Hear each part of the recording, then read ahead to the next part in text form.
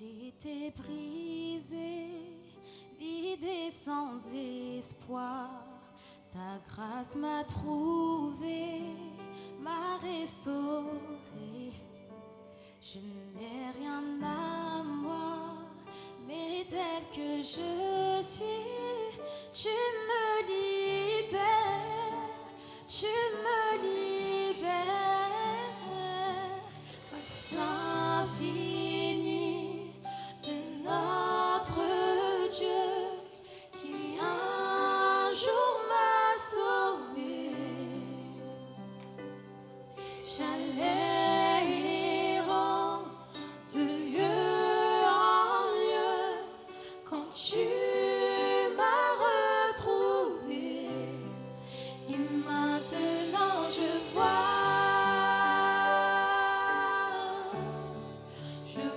l'amour, la grâce dans tes yeux, donnant ta vie pour moi, me ramenant de la mort à la vie.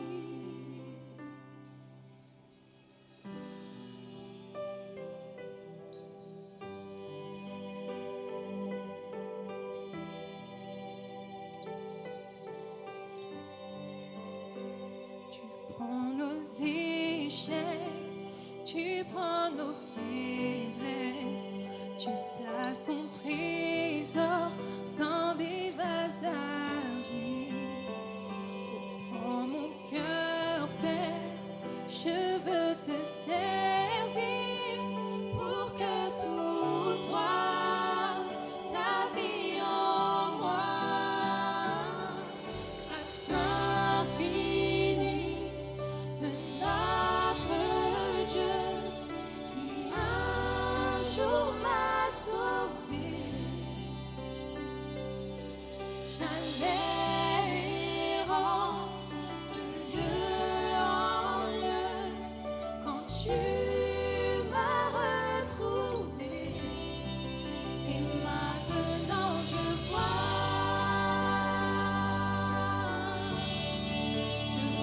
l'amour, la grâce dans tes yeux, donnant ta vie pour moi,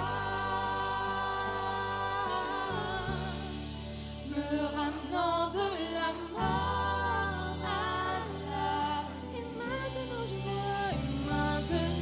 je vois,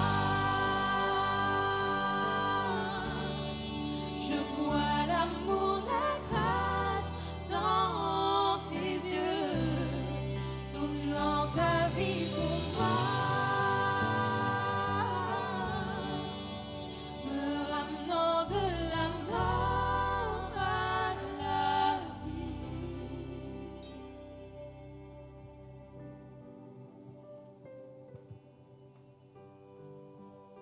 Merci parce que tu es le Dieu qui transforme nos échecs en réussite. Tu es celui qui ramène à la vie ce qui est mort. Et en cet instant, je te prie vraiment que tu puisses encore parler à nos cœurs. Tu es le Dieu des encore, oui. Encore tu nous délivres. Encore tu nous apportes, tu nous combles de tes bénédictions. Encore tu as prévu une parole pour nous. Seigneur, nous sommes confiants. Nous savons que tu vas nous parler avec précision. Reçois toute la gloire. Et on veut te donner toute notre attention. Nous te sommes infiniment reconnaissants. Merci pour ton amour. Et merci parce que tu es ce Dieu de miracles. Merci parce que tout est possible en toi. Nous le croyons. Alléluia.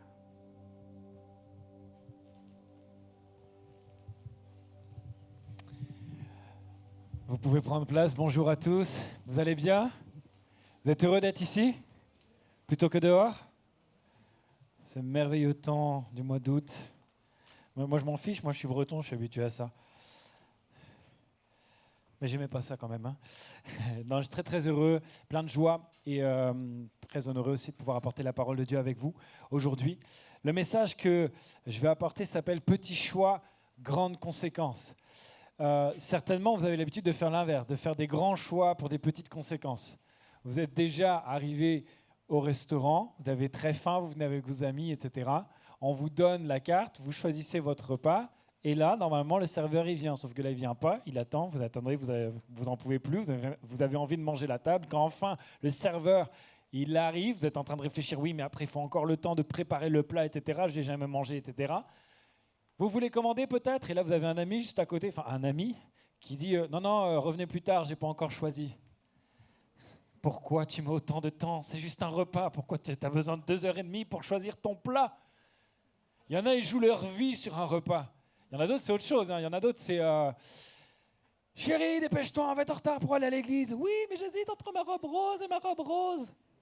Les deux sont roses. Oui, mais il y en a une, elle est plus rose encore. Je dis oui, mais en une, dépêche-toi.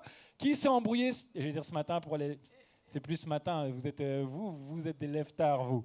D'accord? Vous êtes levés beaucoup plus tard. Normalement, vous n'êtes pas trop. Est-ce qu'il y en a qui se sont embrouillés pour venir à l'église à cause des vêtements? Lève pas la main, lève pas la main. Il y en a qui lèvent la main. Ça, c'est des petits choix, ça. Ça, c'est des petits choix, c'est des grands choix, pardon. On prend énormément de temps pour des petites conséquences. Puis des fois, à côté de ça, on est capable de faire des choix qui ont une conséquence énorme sur notre vie. Ça concerne notre avenir, ça concerne peut-être le couple que l'on forme, ça concerne peut-être l'avenir de nos enfants, notre salut, ça met en jeu notre éternité. Et là, on va prendre un choix, mais tranquille, easy. Au calme, aucun problème. Si c'était un petit choix anodin ou celui-là, c'est facile. En fait, comme si on ne prenait pas conscience de l'importance de ce choix. Ça, c'est ce que j'appelle des petits choix pour de grandes conséquences. Je ne sais pas si vous connaissez encore bien mon ami le pasteur Sébastien, vous allez le connaître de mieux en mieux. Je le connais depuis des années, on a fait beaucoup de routes ensemble, ce qui nous a permis de découvrir qu'on était meilleurs amis que copilotes. On a découvert plein de régions improbables pour le coup, parce qu'on s'est trompé en fait de route. Et on a découvert, du coup, on a développé avec le temps une technique infaillible pour contrecarrer ça. C'est la technique du « Ah, c'était là ». Je vous explique. Vous êtes sur la route, etc. Vous devez trouver votre itinéraire pour rentrer, par exemple, à la maison. Et puis, il y a un moment, il va falloir changer de route. Donc, en étant prévoyant, on regarde sur le GPS ou sur la carte et le temps de bien comprendre où on est. Une fois que vous êtes bien sûr, je sais quelle route il faut qu'on prenne, vous levez la tête et à ce moment-là, vous voyez que vous venez de la passer et vous dites « Ah, c'était là ». C'est infaillible, ça marche à tous les coups. Je vous promets, à chaque fois que vous dites « Ah, c'était là », c'était vraiment celle-là qu'il fallait prendre. Mais c'est trop tard. Bon, c'est pas grave, on va prendre la prochaine sortie. Une fois, ça m'est arrivé, j'ai fait ça, prochaine sortie, j'ai vu le panneau, 27 km. Je dis, oh, 27 km, tu sors, tu dois payer le péage, tu repasses le pont, tu reprends le péage, et 27 km dans l'autre sens. À cause de quelques secondes d'inattention, tu as perdu une demi-heure et 40 € d'essence, plus le péage. Petit choix, grande conséquence. C'est pour ça, sur le PowerPoint, il y a un aiguillage de chemin de fer, parce que un aiguillage de chemin de fer, quand vous faites un voyage en train, c'est peut-être la partie la plus importante de votre voyage, et pourtant c'est la plus courte. Si vous avez 2 heures de voyage en train, l'aiguillage, vous ne savez même pas combien de temps que ça dure. C'est moins d'une seconde. Vous passez dessus, hop, c'est une fraction de seconde. L'aiguillage va déplacer le rail de quelques centimètres, ce n'est pas une dizaine de centimètres, à peine. Vous êtes dans le train, vous ne voyez pas la différence. Mais par contre, ça va déterminer énormément de choses, ça va déterminer le voyage que vous allez faire et surtout la destination où vous allez aller. Alors, j'aimerais qu'on voit ensemble, à travers ce message, comment faire de bons choix et comment ne pas faire de mauvais choix. Le but n'étant pas de jouer la sécurité, parce que Dieu a pour nous une collaboration, il veut faire une collaboration avec nous pour un voyage extraordinaire. Le but n'est pas de ne pas bouger, le but est d'avancer. C'est vraiment d'avancer en faisant les bons choix. Et on va voir ça à travers l'histoire du roi Ézéchias. Il y en a qui connaissent le roi Ézéchias? Vous avez déjà entendu ce nom-là peut-être? Bon, comment l'histoire d'un roi peut coller avec mon histoire à moi? Un roi, il a tout un domaine sur lequel il a la charge de gouverner. C'est pareil avec ta vie. Il y a ta vie, c'est toi qui vas faire les choix pour toi, c'est toi qui vas élever tes propres enfants, c'est toi qui vas prendre l'orientation pour tes propres études. Tout ça fait partie des choses que Dieu t'a chargé de gouverner pour ce qui te concerne et ce qui va concerner tes proches. C'est ta sphère d'influence, c'est ton royaume en quelque sorte. Et les choix d'Ézéchias vont jouer par rapport à son royaume. Et vous, c'est pareil, les choix que vous allez faire, ça va jouer par rapport à votre sphère d'influence. C'est exactement la même chose. Ézéchias, c'est un bon ou c'est un mauvais roi? C'est un bon roi. Les rois juste avant, les rois du royaume de Juda, ont fait n'importe quoi. Notamment son papa, vraiment fait n'importe quoi. Alors Ézéchias, quand il arrive, il va s'efforcer de tout faire bien.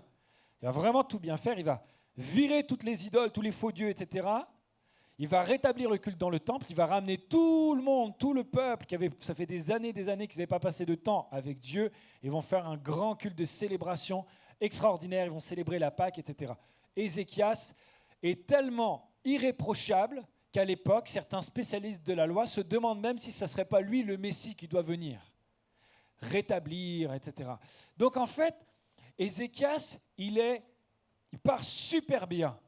Mais, on va lire ensemble, à cette époque, Ézéchias tomba malade. Il était près de mourir et le prophète Ésaïe se rendit à son chevet.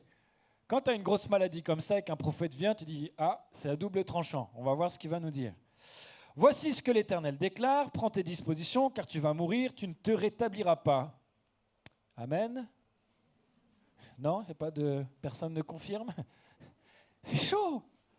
C'est non seulement, prends tes dispositions, c'est déjà acté, commence à alerter. Je ne sais pas si tu as écrit un testament, il va falloir t'y mettre mon gars. Tu vas mourir et avant même d'avoir l'espoir que quoi que ce soit arrive de positif, tu t'en remettras pas. Tu ne vas pas te rétablir, c'est fichu. Alors Ézéchias tourna son visage du côté du mur et pria l'Éternel en ces termes, de grâce éternelle, tiens compte de ce que je me suis conduit devant toi avec fidélité, d'un cœur sans partage, et que j'ai fait ce que tu considères comme bien. Et Ézéchias versa d'abondantes larmes. Ésaïe n'avait pas encore quitté la cour centrale. Les prophètes, ils te donnent le message, ils se barrent après. Hein. Ils ne sont pas là pour t'essuyer tes larmes. Il est en train de partir. Dieu lui dit, hop, hop, hop. Oups là, pas que je tombe. Reviens s'il te plaît. J'ai un autre message à donner maintenant à Ézéchias. Retourne et dis-lui, voici ce que déclare l'Éternel. J'ai entendu ta prière et j'ai vu tes larmes. Je vais te guérir. Après-demain, tu pourras te rendre au temple de l'Éternel. Je prolongerai ta vie de 15 années. Je te délivrerai, toi et cette ville, du roi d'Assyrie. Et je protégerai cette ville à cause de moi-même et à cause de David, mon serviteur. Amen. Ah là, vous dites Amen mieux quand même que tout à l'heure. Hein. C'est le même gars qui a parlé. Hein. C'est toujours Ésaïe. Hein. Waouh. C'est plutôt une histoire qui commence pas mal. Au milieu, c'est un peu compliqué, mais heureusement, ça finit bien. Dieu est intervenu. Amen. Il faut se tourner vers Dieu. On va faire l'appel, je vais demander à l'équipe de louange de venir. On a terminé le message. Non, l'histoire ne se finit pas là. L'histoire ne se finit pas du tout là. Après avoir tout fait bien, avoir vécu une épreuve, puis finalement Dieu va intervenir et venir à son secours, le guérir, le bénir, etc. Ézéchias va faire un choix qui va tout mettre par terre. Tout ce qu'il a construit pendant des années, il va faire un mauvais choix qui va avoir des conséquences terribles. Il va ouvrir sa maison, il va ouvrir son palais, il va montrer tous ses trésors, toutes ses défenses, toute l'armée, etc., à des étrangers, à des ennemis. Et c'est eux qui vont déporter, dans les années qui vont venir, le peuple d'Israël, le peuple de Juda. Ils vont le déporter à Babylone, etc. Ézéchias, mais pourquoi, comment tu fais pour faire un aussi mauvais choix alors que tu avais tout bien fait avant? Et j'aimerais qu'on comprenne ça. Il y a plein de choses. En tout cas, moi, ça m'a interpellé. J'aimerais vous les partager. Parce que je suis certain que tu vas ressortir des choses pour ton cœur, pour ta vie, là-dedans. Première chose, qu'est-ce qui fait que Ézéchiel a fait ce petit choix? Qu'est-ce qui est à l'origine de nos petits choix? Premièrement, il y a une cause cachée. Le problème, c'est que la peur a pris la place de l'amour dans la vie d'Ézéchias. Voilà ce qui s'est passé. Au début du règne d'Ézéchias, il a eu 4 années de transition où c'était encore son papa Akaz qui régnait. On appelle ça de la co-régence, ils étaient 2 à régner. Et en fait, son papa Akaz, c'était toujours un peu le patron, et il faisait vraiment n'importe quoi au niveau spirituel, il amenait des idoles, etc. et tout ça. Il faisait tellement n'importe quoi. À un moment donné, il a des ennemis. Au lieu de demander de l'aide à Dieu et de s'en sortir, etc., il va demander de l'aide aux Assyriens. Énorme royaume juste à côté. Super méchant, il dit, vu que j'ai des méchants, je vais demander à des super méchants de me défendre. Ils ont dit, pas de problème, Et effectivement, c'est ce qui s'est passé. Sauf que les Assyriens, les super méchants, ensuite, ils ont dit, au fait, on n'est pas non plus tes amis. Toutes les villes qu'on a libérées, on les garde. Et si jamais tu ne nous payes pas un gros tribut avec plein d'argent, on te détruit aussi. Voilà ce qui se passe quand on traite avec l'ennemi. C'est jamais à ton intérêt. C'est jamais à ton intérêt. C'est toujours pour te détruire. Et voilà ce qui va se passer. Ézéchias va tout faire. Il a vu que ça ne marchait pas, des solennés de Dieu. Il a dit, ah ben non, moi je vais faire les choses bien. Et il va tout remettre bien, tout remettre au carré, tout bien. Obéir, suivre, comme Dieu a dit, etc. Et je me suis rendu compte, je n'avais pas vu ça avant, que Ézéchias, qui pour moi était un héros de Dieu, finalement il a très peu de relation avec Dieu. C'est-à-dire, il essaie d'accomplir sa mission sans relation avec celui qui l'a missionné. Il essaie de remplir, de réussir son appel sans contacter, sans relation avec celui qui l'a appelé. Et ça ne peut pas marcher. Et en fait, les seuls moments où Ézéchias il a une relation avec Dieu, c'est quand c'est chaud, c'est en extrême urgence. C'est quand ils envoient une lettre qui vont les envahir, etc. Ah, Dieu, etc. Là, il va parler à Dieu. Mais le reste du temps, sa relation avec Dieu est quasi inexistante. Et c'est incroyable ça, parce que finalement, je me suis rendu compte que il a tout fait pour être irréprochable à l'égard de la loi, mais ce n'est pas par amour qu'il le fait, c'est par peur de représailles. Il fait tout ça à cause de ça. Quand il entend la sentence, le verdict de la part de Ésaïe, tu vas mourir et tu ne vas pas te rétablir, il commence à pleurer et il dit, de grâce éternelle, tiens compte de ce que je me suis conduit devant toi avec fidélité, d'un cœur sans partage. Tiens compte de ce que j'ai fait, ce que tu considères comme bien. Seigneur, regarde tout ce que j'ai fait ça, j'ai fait ça, j'ai fait ça, j'ai fait ça, j'ai fait ça. J'ai viré toutes les idoles de ma vie, je ne bois plus de café. J'ai été délivré de KFC. Ah, il y en a, ça parle, hein, Seigneur. J'ai renoncé à Netflix. Il y en a, ça va. Tu as tout mis, tac, tac, tac, tac. Je ne dis pas que tout ça, c'est des péchés, ça dépend comment tu les gères. Mais j'ai tout mis bien dans ma vie, etc. J'ai fait tout ça, j'ai fait. Je suis allé à l'église tous les dimanches, toutes les semaines, tous les mois. J'ai donné la dîme plus les offrandes. J'ai pris la Sainte Seine, je n'ai pas raté une Sainte Seine. Ça fait 13 251 prédications que j'entends. J'ai même pris des notes, Seigneur. Et j'ai arrêté de médire sur les autres. Enfin, je vais essayer, parce que ça, c'est plus dur. Normalement, tout devrait bien se passer pour moi. Mes enfants, ils ne devraient pas partir en live, vu tout ce que j'ai fait, Seigneur. Je ne risque pas d'avoir une grave maladie. Seigneur, normalement, le contrat, ou peut-être je vais être renouvelé, il va être renouvelé. Et normalement, il va être changé en CDI, Seigneur. Seigneur, je mérite un chéri. Je mérite un chéri. Vu la fidélité et tout ce que j'ai fait, en fait, Ézéchias, il est en train d'essayer de garantir sa sécurité par ses actes. Parce que sa relation avec Dieu n'est pas une relation d'amour, c'est une relation de peur. Il fait les choses bien parce qu'il a peur que ça se passe mal. Pourquoi suis-tu Dieu?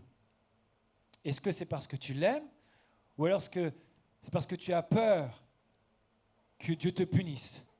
Est-ce que tu le suis parce que tu l'aimes ou tu assures ton avenir au cas où l'enfer, ça existe réellement? Est-ce que tu le fais? Est-ce que tu suis Dieu? Est-ce que tu lui obéis parce que tu l'aimes? Ou alors est-ce que tu le suis parce que tu as peur de ne pas être accepté, tu as peur d'être rejeté dans ta famille, ils sont tous chrétiens, etc. Et déjà, c'est un petit peu compliqué. Alors, il vaut mieux que tu sois une bonne chrétienne, un bon chrétien, parce que sinon, on va encore te faire des problèmes. Et déjà que tu as du mal à te sentir accepté par ta famille, ça va être encore plus compliqué. Alors, tous les dimanches, tu y es. Au moins, toute la famille est là, tu assures tes arrières. Quelle est la raison? Est-ce que la peur a remplacé l'amour dans ton cœur, dans ta relation avec Dieu? C'est tellement important ça. Parce que finalement, tu en arrives à avoir une relation avec Dieu qui est par intérêt et non pas par amour. Voire même, ça devient une relation par superstition. Oh, j'ai raté la Sainte Seine, pourvu qu'il ne m'arrive pas un truc cette semaine. Ça te met en insécurité parce que tu n'as pas fait ce qu'il fallait pour garantir ta sécurité. Mais c'est terrible parce que le moment où tu commences à faire des choix comme ça, tu ne les fais pas par conviction. Tu les fais par défaut. Tu vas choisir ça pour éviter qu'il y ait un problème. Tu vas choisir ça pour limiter la casse. Ce sont des choix par défaut. La Bible nous dit que tout ce qui n'est pas le fruit d'une conviction est péché. Ça t'amène à quelque chose, à un mauvais endroit, de faire les choses, pas parce que tu es poussé par l'amour de Dieu, mais par la peur. La peur, elle est là pour nous aider. Dieu l'a créée. C'est une émotion dont on a besoin lorsqu'on est dans des situations extrêmes. Et c'est utilisé pour nous protéger, pour que tu puisses avoir des forces pour courir quand tu as besoin de courir, pour décupler tes forces à un certain moment. Mais tu peux, et des fois ça te paralyse aussi. Mais tu ne peux pas vivre, et ton moteur et ton essence, c'est la peur. La peur va te détruire et va complètement dénaturer la relation que Dieu veut que tu aies avec lui. Parce que la peur te prive de l'amour. La peur te prive de l'amour. Alors, il y a souvent les personnes qui font ce choix-là de suivre Dieu pour éviter qu'il y ait des problèmes. Si tu obéis à Dieu pour ne pas avoir de problème, c'est un bon moyen pour ne pas être triste. Ok ? Ça ne veut pas dire que tu vas être heureux ou heureuse. Tu ne seras pas triste. Imagine, tu viens à l'église le dimanche. « Oh, salut, comment ça va ?»« Bah, je ne suis pas triste. » Ah, c'est bien, tu peux m'en dire. C'est pas assez. Il manque quelque chose, vous êtes d'accord ? Bon, vous ne le dites pas comme ça, vous dites jamais « je ne suis pas triste ». Vous dites « par la grâce ». Ça va par la grâce. Mais des fois, ça veut dire « je ne suis pas triste », c'est tout. Vous ne dites pas que vous êtes heureux. Dieu ne veut pas simplement. Il ne veut pas simplement une absence de problème, une absence de choses négatives pour toi. Il veut surtout une présence de choses merveilleuses dans ta vie. Il veut déposer des bénédictions, des choses magnifiques dans ta vie. Vivre simplement sa vie en évitant des problèmes, il te manque quelque chose. Et il y a quelque chose que tu ne réalises pas. Alors c'est pour ça, Ézéchias vivait en esquivant les problèmes, mais ça ne veut pas dire qu'il était heureux pour autant. Quand il prie Dieu, je t'en prie, à cause de tout ce que j'ai fait, s'il te plaît, guéris-moi quand même, etc. Tu as dit que c'était irrévocable, mais quand même, s'il te plaît. Vous savez quoi ? Dieu il dit, ok, tu vas être guéri, je rallonge de 15 ans, etc., etc. Vous savez comment il réagit, Ézéchias ? Comment il manifeste sa joie et sa reconnaissance à Dieu ? Eh bien, il ne la manifeste pas du tout. Il dit, je veux un signe. Ok, c'est bien ça, Seigneur, que tu me dises que c'est parti pour 15 ans encore. Mais je veux un signe. Non seulement le fait de fonctionner par la peur t'empêche d'être reconnaissant et plein de joie lorsque Dieu répond à tes prières, mais en plus, tu n'es même pas sûr. C'est comme si c'est une espèce de prise d'otage. Parce que le signe, ce n'est pas un petit signe qu'il demande. On ne l'a pas lu dans l'histoire parce qu'il y a beaucoup de textes, mais vous pouvez voir dans 2 Chroniques, dans 2 Rois et dans Ésaïe, le signe en question, c'est « Dieu, je voudrais que l'ombre du soleil sur les marches recule de 10 degrés. » Rien que ça. Il faut juste bouger le système solaire. Et en plus, si Dieu répond à ta prière et dit « Dans 7 ans, tu vas t'en sortir », alors que tu es vraiment dans une situation compliquée, dans 7 ans, c'est long 7 ans. Je comprends que tu as besoin d'une conviction, d'avoir un signe de la part de Dieu, quelque chose. Là, il lui a dit quoi, Dieu ? Il lui a dit, après-demain, tu seras dans le temple. Le gars n'est même pas capable d'attendre 1 journée et demie. En plus, il est malade, à moitié mort, là. Il suffit qu'il dorme, un petit somme, etc. Ça passe vite. Mais après-demain, c'est trop loin pour être sûr que la peur te fait douter de l'amour de Dieu. La peur te fait douter des paroles de Dieu. Et ce qui est bizarre, c'est qu'elle fait douter surtout des paroles positives, parce qu'il n'a pas demandé de signe. Lorsque Isaïe lui a dit, la parole négative, tu vas mourir et ça sera irrévocable. Là, il a cru tout de suite. Mais la parole positive, je veux un signe. On dirait presque une prise d'otage. Seigneur, tu as répondu à ma prière. Mais, si dans les 2 jours, quelqu'un ne m'offre pas une place VIP pour la prochaine finale de la Coupe du Monde, je ne serai pas satisfait. Ça veut dire que tu ne m'aimes pas. Seigneur, tu as répondu à ma prière, mais j'exige que Michelle Obama vienne m'inviter à une après-midi shopping et bavardage, juste nous 2. Sinon, je ne serai pas satisfaite. Seigneur, tu as répondu à ma prière, mais j'exige que tu fasses reculer le soleil dans l'univers, juste pour moi, parce que je ne peux pas attendre 18 heures. Seigneur, tu as répondu à ma prière, mais j'exige que ton fils quitte le ciel pour moi et vienne sur la terre, se fasse humilier et soit tué à ma place, juste pour que moi je puisse accéder au ciel. Vous savez quoi? Des fois, on prend en otage Dieu quand on fonctionne par la peur. Et le plus incroyable dans tout ça, c'est que Dieu, il va le faire. Il va le faire. Le soleil va reculer. Incroyable. Dieu, il est en train de lui dire, « Hé, Ézéchias, tout ce que tu me demandes, c'est par la peur. Tu es stressé, tu me connais peu.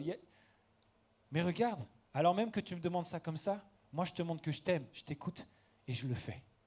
Et je le fais. Et Dieu va révéler son cœur. C'est pourquoi cette cause cachée qui était dans le cœur d'Ézéchias, Dieu va la révéler. Ça va être une cause révélée. Et Dieu va lui dire, je te montre mon cœur parce que je veux voir ton cœur. Voilà ce qui se passe. Dieu va répondre. Et il ne va pas répondre à cause de ses actes. Dieu n'a pas dit, ah oui, effectivement, Ézéchias, j'ai pris en compte ta demande. Après un examen attentif de ton dossier, je me suis rendu compte qu'en faisant les comptes, vu toutes les bonnes actions que tu as faites, il te restait 15 ans à vivre. Autant pour moi, j'ai fait une petite erreur. Écoute, c'est reparti pour 15 ans avec une petite prime de fidélité. On a mis un peu de champagne dans le frigo, avec toutes nos excuses, et puis espérons la température extérieure. Non, mais c'est pas comme ça que ça se passe. Qu'est-ce qui est écrit? J'ai entendu ta prière. Ézéchias, quand tu as parlé, j'étais là. J'étais à côté. Je t'ai entendu, je t'ai écouté. J'ai pris soin de ce que tu m'as demandé. Et j'ai vu, pas tes actes, pas ta fidélité, pas à quel point tu as été irréprochable pendant tant d'années. J'ai vu tes larmes. Je suis sensible à tes états de cœur, à comment tu vas en ce moment. Ça me touche, Ézéchias. Et il continue, il dit, je vais te guérir, etc., etc. Et je vais le faire à cause de mon nom, parce que je suis ton père, et à cause de mon serviteur David, l'homme selon le cœur de Dieu. Il y a des panneaux partout pour Ézéchias. Ézéchias, c'est de ton cœur qu'il s'agit. C'est ça qui importe pour Dieu, pas juste est-ce que tu as été obéissant. Évidemment que l'obéissance, elle est trop importante, mais c'est d'abord une question de confiance. Si tu obéis parce que tu n'as pas confiance, il y a un problème. Réveille-toi. Pour Dieu, il a toujours été question de relation et pas de religion. Il va faire quelque chose alors. Et moi, je me suis posé la question, mais pourquoi Dieu lui a fait ça? La promesse que Dieu lui fait, elle est très étonnante. Il lui dit, Ézéchias, tu avais peur de deux choses. Et c'était ces deux choses-là qui faisaient que tu étais droit avec moi et que tu me suivais et que tu m'obéissais. Tu avais peur de mourir et tu avais peur des Assyriens. Eh bien, pendant les 15 prochaines années, tu ne meurs pas. Et en plus, je te protège des Assyriens. En fait, tout ce qui était la raison pour laquelle Ézéchias suivait Dieu, Dieu, il la retire. Il dit, et maintenant, tu fais quoi? Tu vas me suivre encore? Tu m'as suivi parce que tu avais le besoin d'être sûr que je protégeais ta vie, parce que tu avais le besoin d'être sûr que je te protégeais des Assyriens. Voilà, je te l'ai garanti. Maintenant, est-ce que tu as besoin de moi encore? Dieu veut savoir ce qu'il y a dans son cœur. C'est écrit dans 2 Chroniques, c'est écrit juste après, il dit, Dieu l'abandonna à lui-même pour le mettre à l'épreuve et savoir ce qui était réellement au fond de son cœur. Dieu veut savoir ce qui est réellement au fond de ton cœur. Et il veut le savoir parce que des fois même toi, tu ne le sais pas. Alors on va faire un petit jeu. Imaginons vous êtes à la place d'Ézéchias. Essaye d'identifier quelle est la plus grande peur de ta vie. Okay? On ferme les yeux, ou enfin bref, vous n'êtes pas obligé de le faire, mais okay. Essaye de réfléchir. Quelle est ta plus grande peur? Est-ce que c'est la santé, de perdre la santé? Bon, c'est pas très très joyeux, mais c'est pas grave, faites-le avec moi. Et imaginez que Dieu vous dise, il vous apparaît et dit, pendant les 15 prochaines années, je te garantis un voyage sans ce problème-là. D'accord? Sans ce problème-là. Si tu as peur de ne pas avoir suffisamment dans ton compte en banque, tu es en stress financier, etc., pendant les 15 prochaines années, pas un seul mois, tu seras dans le rouge. C'est quand même bien ça, le rêve.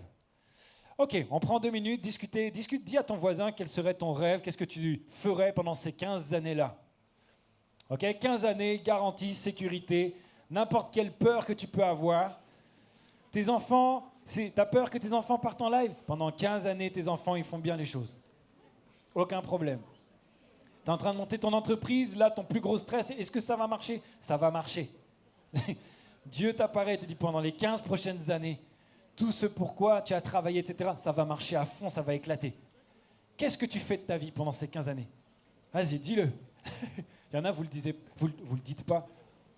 Vous avez honte peut-être? C'est dur d'assumer. Johan, tu fais quoi? Gauthier, ça va? Tu as choisi, t'as dit? Qu'est-ce que tu fais? Quand Dieu te retire la raison pour laquelle tu avais besoin d'être intègre, est-ce que tu l'es encore? Est-ce que tu suis encore Jésus? Est-ce que tu as besoin de lui? Et ce qui est magnifique, c'est que quand on regarde l'histoire qui est racontée par Ésaïe, parce que le prophète en question a aussi écrit un livre dans la Bible, et donc il raconte cet épisode-là, il dit, une fois qu'Ézéchias a eu cette mauvaise nouvelle, qu'il a prié, que Dieu lui a dit « je vais te guérir », qu'il a demandé le signe est arrivé, puis finalement il était guéri, il allait dans le temple.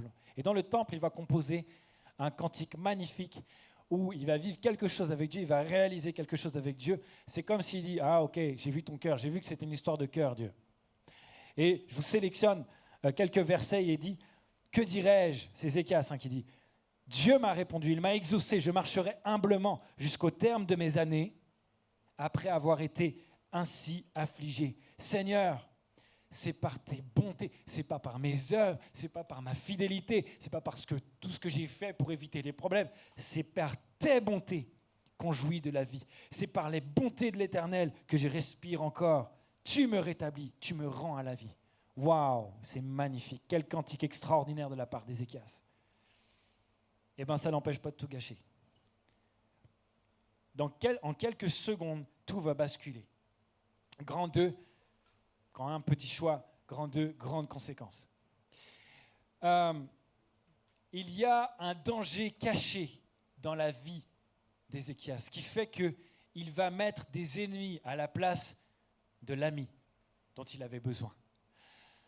La peur va lui faire remplacer la relation qu'il aurait dû avoir avec Dieu. C'est écrit dans 2 Rois, Ézéchias, une fois qu'il s'est rétabli, il va y avoir des envoyés de Babylone, je vous l'ai déjà raconté, et Ézéchias se sentit flatté de la venue des envoyés. Il leur fit visiter tout le bâtiment où l'on conservait les objets précieux, l'argent et l'or, les aromates et les huiles parfumées. Il leur montra aussi son arsenal militaire et tout ce que contenaient ses trésors. Il n'y eut rien dans son palais ni dans tout son domaine qu'Ézéchias ne leur fasse voir. Mais Ézéchias, t'as qu'à leur donner la clé du coffre pendant que tu y es. Ça fait combien de temps que tu les connais? Quelques heures. Ils sont arrivés hier soir. Mais du coup, c'est de la famille. Pour que tu leur montres tout ça comme ça, tu es le roi, tu dois protéger non seulement ta propre vie, la vie de ta famille, mais ce peuple, etc. C'est des étrangers, potentiellement ça peut être des ennemis. Tu dois avoir une bonne raison de leur avoir fait confiance. Parce que là, tu leur as montré plus que tu n'as jamais montré. Il y a même certains de tes proches collaborateurs, ils ne savent même pas à quel endroit elles sont les salles. Tu leur montres même tes défenses. Dis-leur quel est ton point faible pendant que tu y es. Pourquoi Ézéchias fait ça? Comment est-ce que c'est possible que lui qui a vu son père se confier dans des ennemis, ça s'est retourné contre lui, d'un coup il leur ouvre tout grand leur cœur? La raison, c'est qu'il y a une brèche cachée dans le cœur d'Ézéchias. Quand il était petit, son papa, Akaz, dans ses délires à suivre des faux dieux, des idoles, etc., des abominations, il va faire passer son propre fils, le frère d'Ézéchias, par le feu pour l'offrir à une idole. Il va cramer son fils. Il y a des raisons pour Ézéchias de ne pas se sentir protégé, d'avoir une insécurité chronique, une empreinte de peur d'être abandonné, une empreinte de peur que la relation avec mon père n'était pas bonne, alors la relation avec mon père dans le ciel, je ne sais pas trop ce que ça va être. Parce que l'empreinte que j'ai sur la relation avec mon père, elle est compliquée. Elle est compliquée. Cette part-là, cette brèche, ce truc qui est pété dans le cœur d'Ézéchias, il ne l'a jamais partagé à Dieu. C'est pas réglé en fait. Et à cause de ça, quand enfin ces personnes viennent et lui apportent ce qu'il a toujours rêvé d'avoir, Parce que le fait que tu fasses toutes les choses pour limiter la casse, etc., tu ne connais pas vraiment la joie que c'est. Ça t'évite de pleurer, mais tu ne connais pas vraiment de joie. Et secrètement, à l'intérieur de toi, évidemment qu'il y a des choses qui te font envie, puisque tu t'en es privé jusqu'à présent, et tu ne goûtes même pas le prix de ta liberté, la valeur, la saveur de ta liberté. Donc il y a quelque chose à l'intérieur de toi qui soupire. Et là, les gens, ils arrivent et ils disent, « Ézéchias, on a entendu qu'il y a eu un prodige dans ta vie, etc. Tu as été guéri et tout ça. On a vu savoir comment ça allait. Oh, enfin quelqu'un qui pense à moi. Enfin quelqu'un qui s'intéresse à moi. » Alors qu'il n'était pas trop reconnaissant envers Ésaïe la deuxième fois qu'il est venu pour dire « Dieu va te guérir ». Là, Ézéchias, il se sent plus et il s'ouvre complètement. La question, pourquoi? Qu'est-ce qui est cassé dans ton cœur pour que tu ouvres ton cœur et ton intimité et ton lit à n'importe quelle personne qui est là? Tu sais très bien que c'est dangereux pour toi, que tu n'es pas en train de veiller sur ta propre vie. Mais il s'intéresse à moi. Il s'intéresse à moi. Lui, au moins, il se soucie de moi. Il y a une cassure à l'intérieur de ton cœur qui fait que tu es prêt à tout, tu es prête à tout pour combler, essayer de remplir, pour ne plus avoir peur d'être repoussé, pour ne plus avoir peur de ne pas y arriver, de l'échec, du rejet ou je ne sais quoi. Qu'est-ce qui fait cela? La protection, l'assurance, la valorisation, la bénédiction, bref, tout ce que Dieu a en réserve pour toi, si tu ne l'as pas, parce que tu n'as pas une relation d'amour avec lui, et du coup tu t'en prives, si tu ne lui parles pas, tu fais juste ce qu'il faut, mais tu n'as pas vraiment de connexion avec lui, tout ce dont tu te prives de la part de Dieu, si tu ne l'as pas de la part de Dieu, tu vas le chercher ailleurs. Mais le truc, c'est que ça ne remplira jamais ce que c'est le vide qui est laissé. Il n'y a rien qui peut te combler comme l'amour de Dieu. Tu es comme un oiseau en liberté qui est en train de dire « Waouh, le perchoir dans la cage là-bas, il a l'air trop bien. » Jusqu'à présent, j'ai toujours été en liberté, mais je n'ai jamais eu un perchoir comme ça.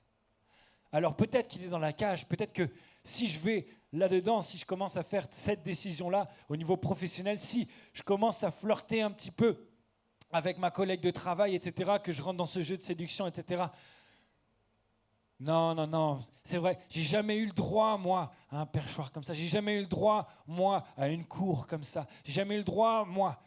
Eh bien, pour une fois, je vais penser à moi.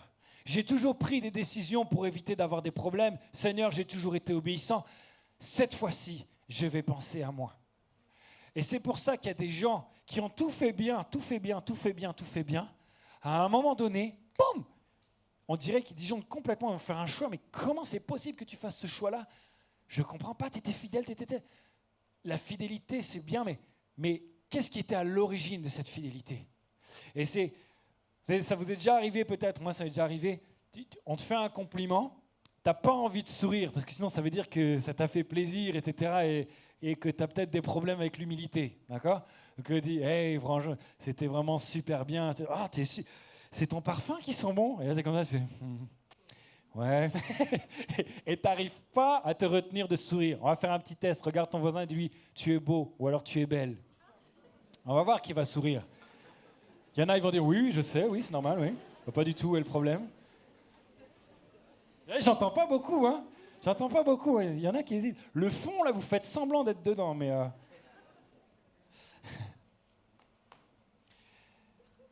Et c'est pour ça que quand on te tend un verre pour oublier la situation difficile que tu es en train de vivre, on dit hey, tu vas bien pouvoir profiter, au moins cette soirée-là, tu vas la passer sans penser à rien, etc. Et c'est OK. Tu ne peux pas résister. C'est comme si, à cause de ce qui a été cassé dans ton cœur, il est déjà prêt, mais depuis longtemps, à avoir un substitut. Tu t'en étais peut-être pas rendu compte. Tu n'étais jamais allé jusqu'au point où tu allais prendre cet aiguillage-là. Mais en fait, depuis longtemps, tu étais déjà prêt pour le substitut à la relation avec Dieu. C'est pour ça que le moment où commence à flirter avec toi, etc., tout de suite, tu rentres dans un jeu de séduction et tu n'arrives pas à t'empêcher de le faire. Parce qu'il y a une inclinaison dans ton cœur, une empreinte dans ton cœur de « j'ai peur de ne pas être désiré, de ne pas être aimé, j'ai peur de ne pas trouver quelqu'un pour moi. Alors, au moins là, cette fois, au moins, je vais penser à moi. » C'est vraiment compliqué. Je veux dire, c'est pas au moment où tu es en plein milieu de la boîte de nuit avec plein de filles super sexy en train de danser autour de toi et de t'aguicher, etc., que tu dis « Oh Seigneur, aide-moi à ne pas faire de mauvais choix. » D'accord ? C'est trop tard là. C'est pas là que tu vas réfléchir. D'accord ? C'est pas là que tu vas réfléchir. C'est avant. Il y a quelque chose à l'intérieur. Alors, juste te dire ceci, un cerveau off pendant quelques secondes, un petit choix pendant quelques secondes, c'est suffisant pour avoir un enfant. Un cerveau off pendant quelques secondes, c'est suffisant pendant la crise de la quarantaine pour détruire un couple que tu as mis des années à construire avec des enfants qui avaient des repères, etc. Oui, mais cette fois, je pense à moi, enfin quelqu'un qui se soucie un petit peu de moi. Et il y a un gros mensonge là-dedans, c'est le « cette fois-ci, je vais penser à moi ». Parce qu'en fait, cette fois-ci, ça ne sera jamais cette fois-ci. Quand tu ouvres la porte du « cette fois-ci, je pense à moi », c'est le cap, je vous l'ai dit tout à l'heure, l'aiguillage avec le chemin de fer. Tu fais un choix, tu as une voie. Si tu fais le choix du cette fois-ci, je pense à moi, tu es sur la voie du je pense à moi. C'est la dernière chose que je veux voir avec vous. Le danger va être révélé. Il y a quelque chose qui va se passer dans le cœur d'Ézéchias et qui se passe dans ton cœur quand tu es dans ces situations-là. La seule chose qui existe, c'est je veux satisfaire mon propre cœur. La Bible nous dit que le cœur d'Ézéchias s'éleva. Il commençait à penser à lui. Il y a un exemple très très très simple. La Bible dit que Ésaïe, une fois que Ézéchias il a montré tout aux envoyés babyloniens, Dieu va parler à Ésaïe, lui dit si tu peux revenir dans le palais d'Ézéchias, j'ai un truc à lui dire. Alors Ésaïe il revient et puis il va demander Ézéchias, c'était qui ces gens-là? Ah, c'était de Babylone, etc. Il dit mais tu t'as fait quoi? Je les ai accueillis et je leur ai fait visiter le palais. Mais tu leur as montré quoi? Ah, tout, absolument tout. Même la sécurité, les failles. Et en fait, Ésaïe va dire Ézéchias, voilà ce que dit l'Éternel. Un jour viendra où tout ce qui est dans ton palais et tout ce que tes ancêtres ont amassé jusqu'à ce jour sera emporté à Babylone. Il n'en restera rien ici, déclare l'Éternel. Plusieurs de tes propres descendants issus de toi seront emmenés et deviendront serviteurs. Ça, c'est la bonne version. Et deviendront esclaves. Ça, c'est la version moyenne. La vraie version, c'est deviendront eunuques. Donc, en fait, non seulement tu ne fais pas ta mission de roi pour protéger ton pays, mais en plus, ceux qui t'ont transmis là, c'était tes ancêtres. Tu avais un héritage et ta mission divine, c'était d'amener les gens à suivre Dieu. Et tu sais très bien qu'il fallait le faire puisque tu l'as fait nickel pendant des années. Donc tu sais vraiment ça. Et ça, pareil, tu l'as dilapidé. Le pays de la promesse, boum, vous allez être dispersés, déportés jusqu'à un autre pays. Donc ça, c'est au niveau de la mission. Mais même ta propre famille, tes propres descendants, tes petits-enfants ou tes arrière-petits-enfants, ils vont être déportés dans un autre pays, mutilés pour servir un roi ennemi. La réponse normale qu'on aurait tous fait comme Ézéchias, c'est de dire à Ésaïe, la parole de l'Éternel que tu viens de me transmettre est bonne. Vous n'aurez pas dit ça? Je vous promets que c'est ça qui est marqué dans la Bible. C'est pas moi qui ai changé. Pour une fois, c'est pas moi qui ai changé. Il a vraiment dit ça. Ézéchias, comment tu peux dire un truc pareil? Comment tu peux dire cette parole est bonne? Et il continue et il dit, car nous aurons donc la paix et la sécurité tant que je vivrai. C'est beau, hein? C'est magnifique. Rarement vu une démonstration d'égoïsme aussi fort. C'est pour ça que je vous dis, le moment où tu commences à choisir, dis, pour une fois, je vais penser à moi.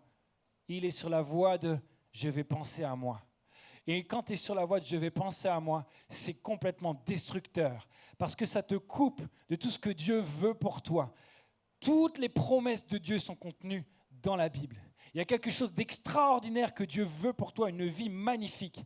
Et lorsqu'on demande à Jésus quels sont les plus importants, les commandements les plus importants qui permettent de comprendre l'ensemble et de vivre l'ensemble de ce que Dieu a voulu pour nous, c'est quoi? C'est tu aimeras le Seigneur ton Dieu de toute ta pensée, toute ta force, toute ton âme. Et c'est quoi le deuxième? C'est tu aimeras ton prochain comme toi-même. Mais quand tu es sur la voie de j'ai pensé à moi, tu penses à toi, Tu ne penses pas à Dieu, tu es coupé avec Dieu. Et ça t'enferme, ça t'isole de Dieu. Et ça t'isole également des autres. Et j'ai pensé à moi. Il y a une illusion que le diable va te faire croire parce que lui-même, c'est ce qu'il a fait. Il a pensé à lui alors qu'il était dans le ciel comme un ange qui faisait monter la louange et la gloire vers Dieu. À un moment donné, il a pensé à lui, ça a été sa chute. Et depuis, il fait exprès de faire la même chose avec les hommes et les femmes, avec toi, avec moi. Il essaie de nous inciter à ce qu'à un moment donné, on dise « je vais penser à moi ». Parce que c'est désastreux pour toi. Et il y a une illusion, c'est de croire que le choix que tu vas prendre pour toi, de toute manière, c'est toi qui es concerné, donc c'est bon, à la limite, ça ne regarde que moi. C'est faux. Tout ce qui est dans ton royaume est concerné par cela. Tes proches vont avoir des conséquences par rapport à cela. Les gens qui sont autour de toi, ça va avoir des conséquences également sur leur vie. Il y a des dommages collatéraux. Sauf que le moment où tu es en train de faire le choix, quand tu es en train de dire « cette fois, je vais penser à moi », tu réfléchis plus, tu vois plus, tu as des œillères, tu es complètement coincé là-dedans dans ta décision. En étant centré sur toi, c'est paradoxal, tu perds ton identité. C'est dommage parce que l'identité, c'est toi. Mais si tu fais les choses pour toi, tu vas perdre ton identité. Et quand tu perds ton identité, tu perds ton héritage. Ézéchias, c'est ce qui s'est passé pour lui. C'est la même chose pour toi. Maintenant, dans l'autre sens, le moment où tu refocalises sur Dieu, où tu refocalises sur les autres par rapport à ta vie, où tu fais tes choix non plus par peur ou par défaut ou par intérêt ou par superstition, mais tu les fais pousser par l'amour, tu retrouves ton identité d'enfant du roi des rois, du créateur de la terre et des cieux, du Dieu tout-puissant. Tu retrouves cette identité et tu retrouves cet héritage et cette possibilité de bénir et cette capacité à faire des bons choix conduits par Dieu, bénis par Dieu. Je pensais qu'un petit amen, là, c'était bien. C'est pas grave, je passe. En fait, Ézéchias, en voulant gagner du temps, en voulant gagner 15 ans, en voulant gagner un petit peu de vie, en voulant gagner du temps, il a joué son éternité. Ne fais pas la même chose, s'il te plaît. Je t'en prie, ne fais pas la même chose. Ne joue pas ton éternité en voulant gagner juste du plaisir personnel. Ne joue pas ton éternité en continuant de vivre privé de la relation que Dieu voudrait avoir avec toi. Tu en as besoin et Dieu veut te la donner. Il est nécessaire que tu rétablisses cela. Pendant des années, je vais terminer, mais pendant des années, j'avais peur d'une chose. Je suis toujours vigilant par rapport à cette chose-là, mais en fait, je n'ai jamais voulu trop être pasteur, je ne suis pas trop carriériste, mais le moment où je me suis rendu compte que Dieu voulait que je le serve à temps plein, etc., et que j'ai commencé à comprendre ce que Dieu voulait pour moi, j'ai commencé à regarder tous ces très très grands ministères, ces hommes de Dieu qui ont fait des choses extraordinaires et tout ça, hommes, femmes de Dieu, qui ont fait des choses incroyables et tout ça, bien plus haut que tout ce que je pouvais même moi rêver. Je me dis, à un moment donné, certains d'entre eux, ils sont tombés, mais comment c'est possible? Et Seigneur, je ne veux pas ça, je ne veux pas être exposé, je ne veux pas faire des belles prédications, etc. Alors que chez moi, je fais n'importe quoi et tout gâcher avec un mauvais choix. J'avais peur de ça, je ne voulais pas détruire ma famille, je ne voulais pas ça. Et puis Dieu m'a montré que, en fait, il ne faut pas que j'attende d'être dans le mauvais choix. C'est déjà trop tard pour décider, j'ai déjà les œillères. Alors, c'est avant, c'est Dieu qui m'invitait à dire « Hey Jean, je suis disponible, je suis prêt, je suis OK avec le fait que tu es défailli, je t'ai quand même appelé. » La seule chose que je te demande, c'est quand tu identifies une brèche, viens me l'apporter. Viens me l'apporter parce que c'est moi qui vais la réparer. S'il y a une faille, s'il y a quelque chose, la seule chose qui pourra combler ton cœur à la place, c'est mon amour. Alors, quand tu t'en rends compte, quand tu l'identifies, viens me voir. Et du coup, j'ai appris à aller voir Dieu pour ça. Mais je me suis rendu compte d'une deuxième chose. C'est que quand j'allais voir Dieu uniquement pour ne pas potentiellement tomber plus tard, je le faisais motivé par la peur. J'allais voir Dieu par peur qu'un jour je gâche tout. Et ça, ce n'est pas suffisant. Parce qu'il y a des moments où je disjoncte complètement. Il y a des moments dans lesquels c'est déjà trop tard et je ne peux plus reconnecter avec Dieu. Alors, j'ai compris que ça ne peut pas être la peur qui motive ma relation avec Dieu, mais l'amour. Et j'ai appris et j'apprends, je suis en train d'apprendre à vivre cette relation, à être rempli, comblé vraiment par la présence de Dieu, par son amour, par tout ce qu'il est. Et de le faire régulièrement, non pas seulement parce que j'ai peur, mais premièrement parce qu'il m'aime et que je l'aime. Et une phrase m'aide beaucoup quand dans ma tête ça tergiverse, quand dans ma tête je suis embêté avec des trucs, je me dis mais pourquoi je pense comme ça, j'ai envie d'arrêter, etc., etc. À un moment donné, il y a une phrase qui me le stoppe à tout ce qui se passe, à toute la guerre qui est un petit peu à l'intérieur, quand les brèches commencent à essayer de prendre un peu le dessus sur ma vie. C'est une phrase toute simple. Il dit, je suis aimé de Dieu. Je suis son enfant. Papa, tu m'aimes comme un fou et c'est ça qui me suffit. J'ai pas à avoir peur que les gens ne m'aiment pas, toi tu m'aimes. J'ai pas à avoir peur de ne pas être qualifié, toi tu m'aimes. En fait, l'amour de Dieu a réponse à tout. Ça me fait tellement de bien. C'est ma sécurité. C'est mon garde-fou. Il n'y a rien de mieux que cet amour de Dieu là. Et pour terminer, peut-être que tu te dis, mais quand même l'histoire elle est tragique. Et c'est vrai que si elle s'arrête là, c'est quand même très très compliqué. Je crois que Dieu il a laissé aussi des exemples des fois qui sont pas positifs, qui sont négatifs pour nous apprendre à ne pas faire la même chose. Et alors je suis en train de regarder dans la Bible notamment tous les 3 textes, dans les Chroniques, dans les Rois et dans Ésaïe, je me suis rendu compte qu'à la suite du chapitre d'Ésaïe qui montre cette parole terrible contre Ézéchias, le chapitre suivant, le chapitre 40, comporte une prophétie extraordinaire, non seulement pour le peuple d'Israël, le peuple de Juda, mais pour l'humanité tout entière. C'est la phrase que Jean-Baptiste disait. Une voix crie, préparez au désert le chemin de l'Éternel, aplanissez dans les lieux arides une route pour notre Dieu, que toute vallée soit exaucée, que toute montagne, toute colline soit abaissée, que les coteaux se changent en plaine et les défilés étroits en vallons.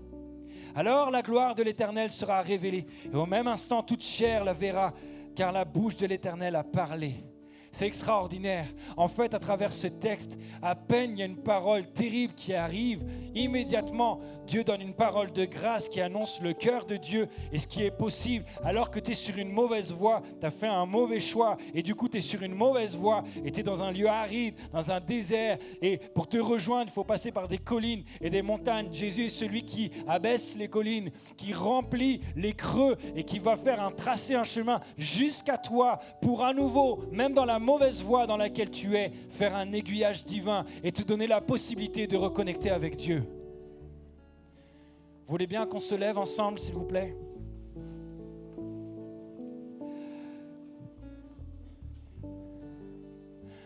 Dans quoi tu cherches la relation au Père? Il y en a, c'est en étant fan d'un club de foot et ça domine toute leur vie. Il y en a, c'est dans une dépendance ou une autre. Une dépendance au travail, une dépendance à la réussite, une dépendance, je ne sais pas, à l'alcool ou à quoi que ce soit. Qu'est-ce qui remplit ta vie à la place de la relation avec le Père? Jésus vient à ta rencontre maintenant. Et s'il t'a fallu quelques secondes pour prendre un mauvais choix, il est aussi possible pour toi, dans les instants qui vont venir, de faire un bon choix qui aura aussi de grandes conséquences. Revenir, reconnecter, retrouver cette relation avec le Père. Et s'il y a quelque chose, tu te rends compte de quelque chose qui a été brisé à l'intérieur de toi, une empreinte de peur qui est en toi, que tu n'arrives pas à contrôler, c'est le moment pour toi de la porter à Dieu. N'attends pas que ce soit lors d'un mauvais choix. Si tu sens qu'elle est là, si Dieu la met en valeur, alors même que je suis en train de prêcher, alors même qu'on est en train de vivre ce moment-là, c'est le moment pour toi de la porter à Dieu. Ça suffit d'avoir une relation de peur. La Bible dit ceci: l'amour parfait bannit la peur, chasse la peur, chasse la crainte. Alors maintenant, on va prendre la Sainte Seine. Et alors que tu prends la Sainte Seine, tu ne la prends pas parce que cette semaine tu as été particulièrement fidèle. Tu ne la prends pas parce que tu as bien fait les choses, parce que tu as été irréprochable à l'égard de la loi. Tu la prends en disant: Papa, je viens devant toi et je suis indigne, et voilà mes failles, et voilà ma brèche, et voilà tout ce que je suis. Mais je peux venir devant toi à cause de Jésus, parce qu'il a quitté son ciel pour moi et parce qu'il est ressuscité. Alors je veux témoigner ma reconnaissance et viens remplir, alors que je prends ce vin, alors que je prends ce pain, viens remplir ma vie. Je m'abandonne, j'abandonne mes faiblesses et je prends cet amour à la place et je me laisse remplir, je me laisse combler par l'amour de Dieu. On va le chanter. Je m'abandonne.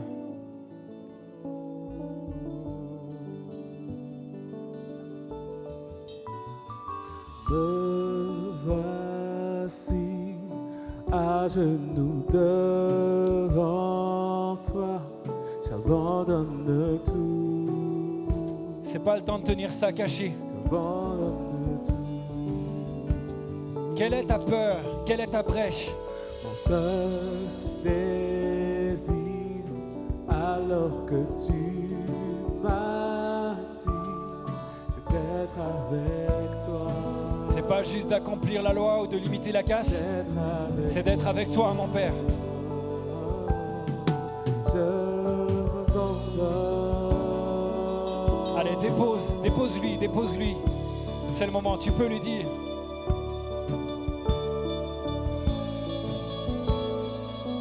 C'est l'aiguillage divin qui te ramène sur la bonne voie.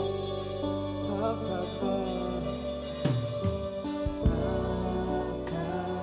grâce, Viens inonder mon âme, j'ai besoin de toi. Seul ton amour peut combler ma vie. J'ai besoin de toi. bras ouverts, Bras ouverts, tu entends ma prière. Parle à mon cœur, parle à mon cœur. Je m'abandonne, je m'abandonne. Je veux mieux te connaître, je veux mieux te connaître. Je m'abandonne, je m'abandonne. Je veux mieux te connaître, je veux mieux te connaître. On va chanter tel un vent puissant. Souffle maintenant à l'intérieur de moi. Que ce vent, cette image du vent puissant, tu le vois comme l'amour de Dieu qui remplit, qui comble toutes les carences, peut-être toutes les empreintes que tu as pu avoir en toi. Au nom de Jésus, maintenant, j'annonce que l'amour chasse la peur. L'amour parfait de Dieu chasse la peur. Et quand tu vas le prononcer avec tes mots, il va remplir vraiment ton cœur maintenant.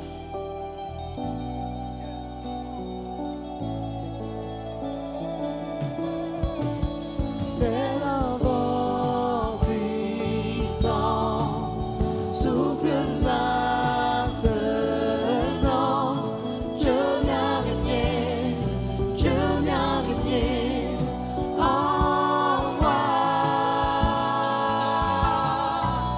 Tel un ouragan, réveille mon âme. Je viens régner en moi.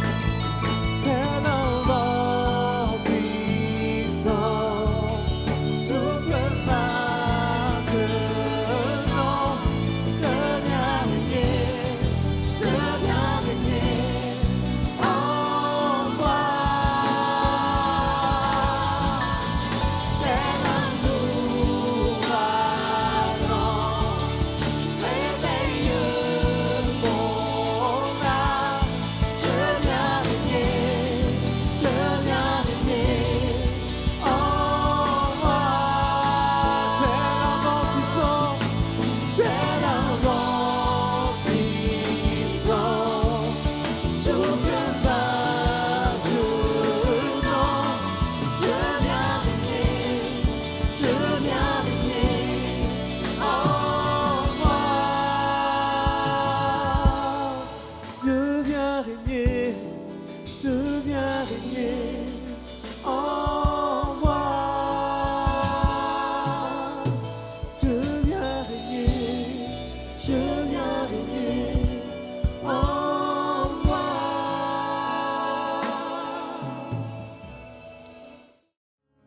Nous sommes heureux d'avoir pu passer ce culte ensemble dans la présence de Dieu. Et si vous passez en région parisienne, nous serions ravis de vous accueillir pour vivre un culte ensemble. Sachez que l'église MLK met à votre disposition d'autres contenus sur son site internet ou sur la chaîne YouTube Église MLK. N'hésitez pas à vous abonner. Notre mission, notre désir, c'est de vous offrir des contenus de qualité qui touchent les cœurs et qui changent des vies. Et pour cela, vous pouvez nous aider en soutenant financièrement ce beau travail afin que d'autres à leur tour soient bénis. Je voudrais personnellement vous dire merci. Merci pour votre fidélité, merci pour votre générosité et à très bientôt j'espère.